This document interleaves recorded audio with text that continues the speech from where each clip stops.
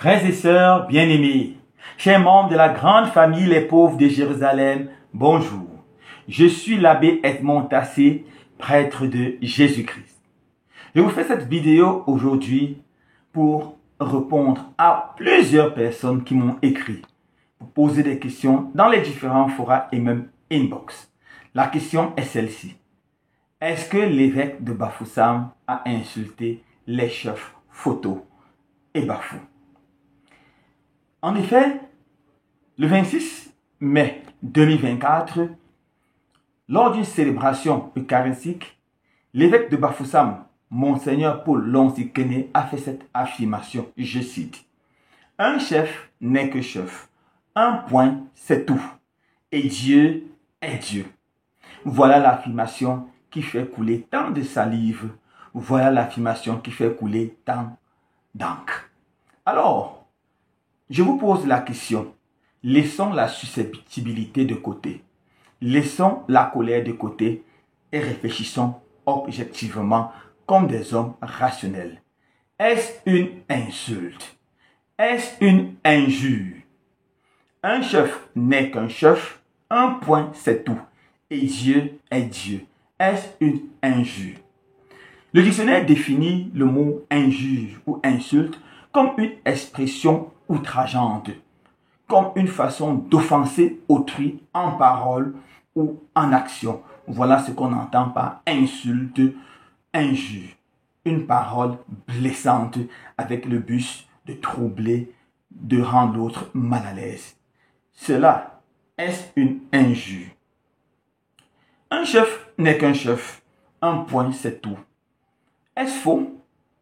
Est-ce faux? Est-ce que quelqu'un d'entre nous pense qu'un chef est plus qu'un chef ou qu'un chef un Dieu? Cela est vrai, pas seulement pour les chefs, mais pour toute autre personne, pour tout autre être humain. Par exemple, je suis prêtre, rien que prêtre. Un point, c'est tout. Je ne suis pas plus que prêtre. Je ne suis pas évêque. Je ne suis pas Dieu. Non, je ne suis qu'un prêtre. Cela est valide même pour l'évêque. L'évêque est évêque. Un point, c'est tout. L'évêque n'est pas Dieu. Cela est valide même dans la plus haute administration. Pour les sous-préfets, les préfets, les gouverneurs, les ministres et même les présidents de la République. Un président de la République ne peut pas prétendre être Dieu. Pour ceux qui ont une bonne mémoire, il y a un président ici en Afrique qui a cru un moment qu'il était Dieu. Il s'appelle Mobutu. Il était le grand roi du Zaïre. Il avait tout organisé dans son pays pour laisser croire aux autres qu'il était vraiment Dieu. Quand la télévision nationale commençait, sa image venait du ciel comme l'image d'un Dieu dans les nuages. Il régnait. Il avait mis une doctrine ou une théologie, je ne sais pas comment on peut appeler ça, ou une philosophie sur pied dans son pays qu'on appelait le bomboutéisme, où on chantait ses louanges. Mobutu l'éternel, Mobutu le tout-puissant. Mais vous savez comment il a fini? Il a fini comme tout être humain, parce qu'aucun être humain n'est Dieu. Dieu seul est Dieu. Il est mort loin de chez lui, exilé, comme un pauvre type, comme chacun et chacune d'entre nous. L'affirmation de l'évêque est un rappel fort à tout être humain, spécialement qui ont le pouvoir. Et c'est un appel à ne pas abuser de son pouvoir, savoir que nous restons uniquement et essentiellement des êtres humains. Et qu'un jour, nous devons rendre compte de notre façon de gérer notre pouvoir à celui qui seul a le pouvoir éternel et le pouvoir suprême, c'est Dieu. Je pense très humblement et assez rationnellement qu'il n'y a aucune injure dans cette affirmation de l'évêque de Bafoussam, Monseigneur Paul Lonzi-Kene. Je pense qu'une autre question importante doit être posée. Pourquoi l'évêque a fait cette affirmation? En général, on voit quelqu'un énervé et fait une telle affirmation, et fait même certaines affirmations, on ne se pose jamais la question, mais pourquoi cette colère? Est-ce une sainte colère? Est-ce une colère légitime? Pourquoi a-t-il fait cette affirmation? La réponse est que, depuis un certain temps, certains chefs traditionnels se sont illustrés par des comportements pas très beaux envers des chrétiens en général, de l'Église catholique en particulier. Qu'est-ce qu'ils ont fait?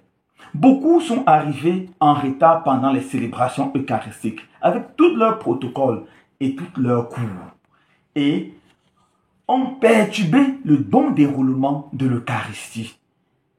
Certains sont allés même jusqu'à demander qu'on arrête la célébration eucharistique pour qu'ils font leur tour de danse, pour qu'ils passent leur discours. Est-ce un comportement beau, félicitable ou encourageable pour un chef traditionnel? Vous devez savoir, mes frères et sœurs bien-aimés, que la célébration eucharistique est la chose la plus importante pour les chrétiens catholiques. L'église, la messe, c'est quoi? La messe, c'est le sacrifice de Jésus. Jésus renouvelle le mystère pascal, le mystère par lequel il nous a sauvés. Pendant chaque célébration eucharistique, Jésus meurt encore. Jésus descend encore aux enfers et surtout Jésus ressuscite encore. C'est le plus grand mystère pour nous les chrétiens. Perturber la célébration eucharistique, c'est blesser le cœur même du christianisme. C'est blesser le cœur même de l'Église catholique. Une petite comparaison. Pour les militaires, le défilé est quelque chose de sacré. Ou l'exécution de l'hymne national.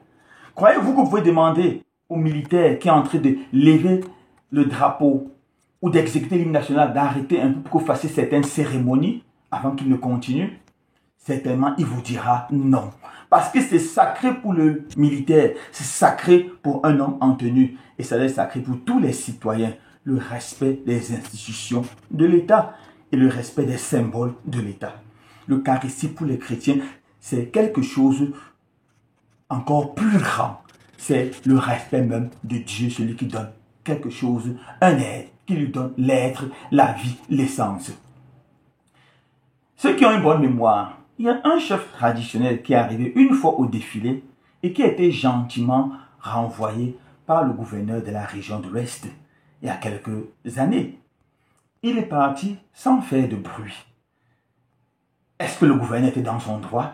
Certainement oui. Parce que pour une institution, le défilé c'est assez sérieux. Et il y a un protocole qui s'impose. Mais lorsque l'évêque rappelle que l'Eucharistie est quelque chose de sacré, pourquoi cette grande indignation?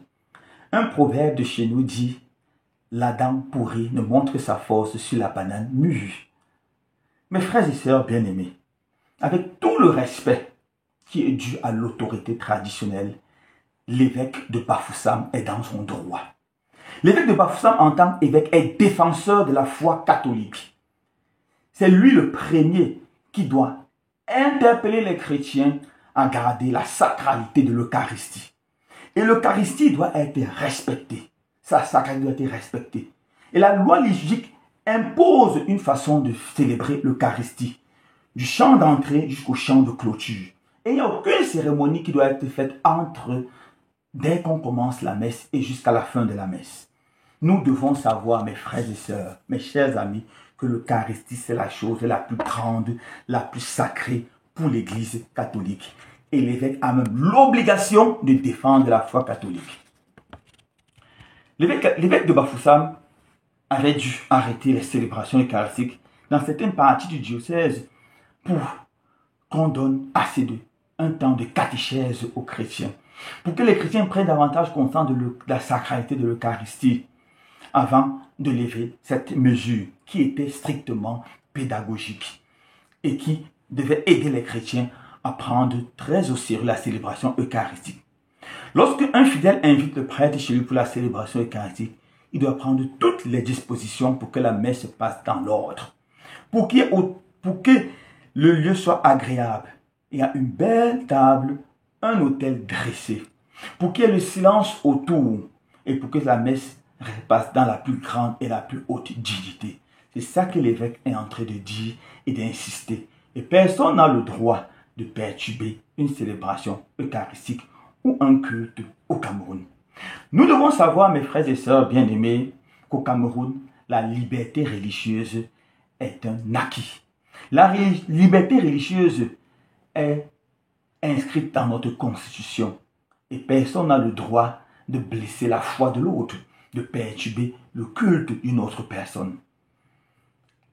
nous devons prendre conscience que nous vivons dans une société pluraliste, plusieurs religions, d'où la nécessité de nous respecter mutuellement. Je vois mal l'évêque aller dans un village en pleine cérémonie traditionnelle, peut-être pendant que l'autorité traditionnelle est en train de faire un certain rite, arrêtez cela pour dire je vais faire une prière avant que vous continuez. Je vois mal l'évêque faire cela, encore moins un prêtre. Nous devons nous respecter mutuellement. Alors, pourquoi est-ce que l'autorité traditionnelle doit venir faire cela? Pourquoi l'autorité traditionnelle doit venir troubler l'Eucharistie?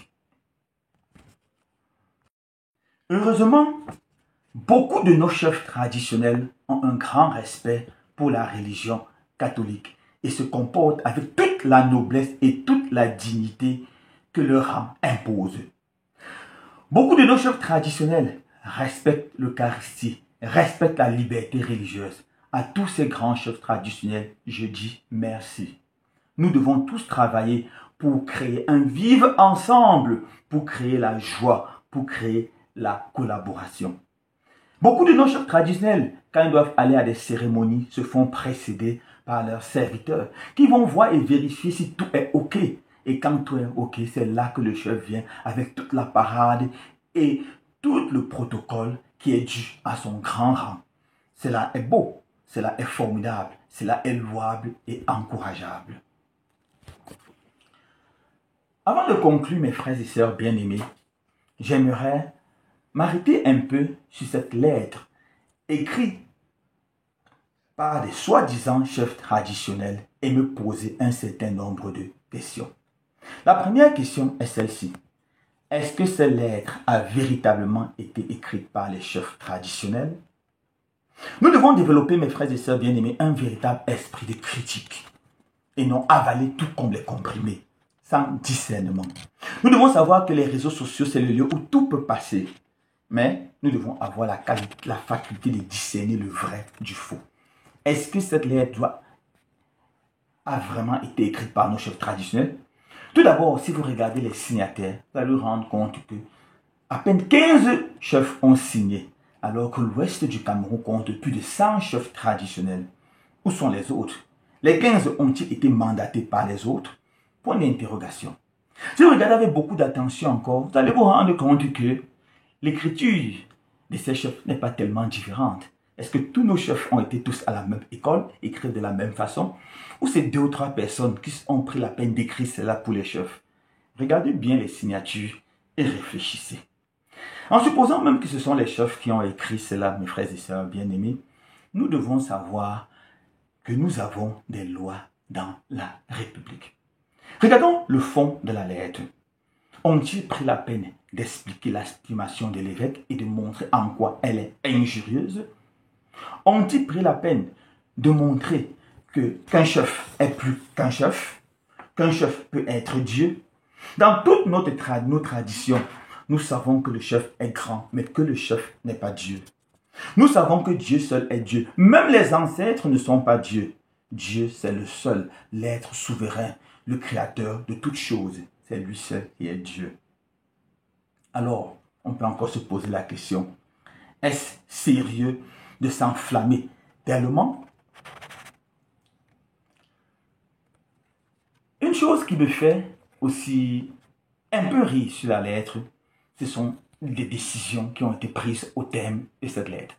L'une de ces décisions est celle-ci. Les attributs traditionnels ne seront plus utilisés à l'église. Mais les attributs traditionnels sont sur le marché. Tout le monde peut en acheter. Est-ce que les chefs traditionnels ont le monopole de tous les oripeaux de notre tradition? Nous devons savoir que ce fait partie du patrimoine de l'humanité. Tout le monde a le droit de s'habiller en ce qu'on appelle afritude. C'est notre droit. C'est notre amour de la culture. Je me rappelle une fois, j'étais au Canada, je suis entré chez une Camerounaise et sa maison était décorée merveilleusement bien avec beaucoup d'attributs de notre tradition. Et je lui ai dit, waouh, elle m'a dit, j'ai pris la décision pour marquer mon africanité de développer, de donner ma maison seulement avec des choses africaines. Et de me tresser uniquement comme une africaine sans utiliser toutes ces mèches et toutes ces autres choses. J'ai dit, waouh, quel beau témoignage ici en Occident. Quelqu'un peut-il interdire à cette dame de donner sa maison comme elle veut? Évidemment, c'est une décision qui ne peut pas tenir, car les églises bâtiments appartiennent à l'église corps du Christ, église famille de Dieu. Et l'église famille de Dieu décide donner l'église bâtiment comme elle veut. Personne ne peut jamais rien lui imposer. Les signataires de ces lettres ont dit qu'ils n'entreront plus dans les églises. C'est leur droit. Chacun a le droit d'aller où il veut et comme il veut. S'ils n'entrent pas, personne ne leur fera quelque chose de mal. Mais s'ils entrent, ils sont toujours le bienvenu, car l'église, c'est avant tout la maison du Seigneur. Pour conclure cette petite déclaration, permettez-moi d'abord de m'adresser au Père évêque, Monseigneur Paul Loncy-Kédé. À l'évêque, je dirais merci, merci, merci Monseigneur, car vous êtes dans votre rôle de défendre la foi catholique. C'est une obligation pour vous que le Seigneur vous fortifie et que vous continuez à affermir vos frères dans la foi une, sainte, catholique et apostolique. Que l'Esprit Saint vous donne la force. À nos chefs traditionnels, je dirais, Vos Majestés, nous vous aimons et nous vous respectons. Nous remercions spécialement ceux parmi vous qui gardent leur noblesse et leur dignité, qui imposent le respect par leur façon d'être et leur façon de se comporter. Nous vous prions de nous respecter, de respecter l'Église, de respecter les chrétiens, car dans vos populations, beaucoup de personnes sont chrétiens et ils sont vos fils et vos filles. Vous devez les aimer et les respecter. L'Église n'est pas là contre vous. L'Église est là et travaille pour le salut des âmes. L'Église est là pour collaborer avec vous, pour créer une société paisible, où on vit heureux, où on vit en frère, où on peut s'entraider, s'entendre. Dans ma paroisse, je suis béni d'avoir beaucoup de chefs qui respectent vraiment l'Église, qui aiment l'Église. Et à toute célébration eucharistique, dans les funérailles, ils sont là. On leur donne tout le respect qui est dû à leur rang. Et jamais aucun d'eux n'a perturbé la messe. Jamais aucun d'eux n'a perturbé la célébration eucharistique. N'est-ce pas beau? N'est-ce pas grand? Maintenant, à tous les fidèles chrétiens, j'aimerais vous dire quelque chose d'important. On peut rester un chrétien engagé tout en restant un Africain authentique. On peut être accroché au Christ et garder la beauté de la tradition africaine. Il n'y a pas une incompatibilité. Dieu a voulu que nous naissions sur le territoire d'Afrique. Nous sommes africains. Nous devons embrasser notre culture. Celui qui s'éloigne de sa culture tombe dans un piège qu'on appelle l'aliénation culturelle. Mais en même temps, nous avons fait l'expérience de la rencontre personnelle avec Jésus, le roi des rois, le Seigneur. Nous devons embrasser notre foi. Et nous devons embrasser la foi de façon lucide. Comment de façon lucide? Bien nous former pour connaître la parole de Dieu, connaître l'enseignement de l'Église, connaître les droits des chrétiens et les obligations des chrétiens. Nous devons également nous former pour connaître notre tradition et regarder dans la tradition ce qui correspond à notre foi et l'embrasser. Ce qui est contre notre foi, nous devons avec courage dire là, je ne suis pas au nom de ma foi. C'est aussi ça être un chrétien mûr et un chrétien mature. Ce qui est mitigé, mélangé de bon et de mauvais, nous devons avoir le courage de choisir, de trier pour garder seulement ce qui est de bon. Que personne ne vous intimide. Vous pouvez être des chrétiens authentiques et rester un Africain authentique. Vous avez le droit de demander les messes. Le droit canonique dit que tous les chrétiens ont droit à l'assistance spirituelle de l'Église. Si vous avez besoin du prêtre pour célébrer une messe chez vous, vous avez le droit. Personne ne peut vous enlever ce droit. Vous avez le droit, si vous êtes un chrétien et vous perdez un des vôtres, de demander au prêtre de venir célébrer. Personne ne peut vous enlever ce droit. Si vous invitez le chef, soyez juste sage. Organisez tout pour que le chef arrive au temps opportun. Peut-être après la célébration eucharistique, pour qu'il n'y ait pas d'heurts, pour qu'il n'y ait pas de blessures inutiles. Organisez-vous avec maturité pour que tout se passe dans l'ordre. Et je conclus en disant quelque chose à ces nombreux ennemis de l'Église qui sont tapissés dans l'ombre pour manipuler ou pour détruire nos chefs traditionnels ou pour créer des conflits qui n'ont pas lieu d'être. Faites attention, l'Église de Dieu est fondée sur le roc et elle ne s'écroulera jamais. Elle est fondée sur la foi de Pierre. Elle est fondée sur le roc. Jésus avait dit un jour à Pierre, Pierre, Satan te réclame pour te tenter. Quand tu relèveras, quand tu reviendras, affermis la foi de ton frère. L'Église catholique restera une, elle restera forte. Ma prière au terme de cette vidéo, c'est que nous développons davantage un esprit d'apaisement, un esprit de vivre ensemble, un esprit de respect mutuel. Que l'autorité religieuse catholique particulièrement continue à respecter l'autorité traditionnelle.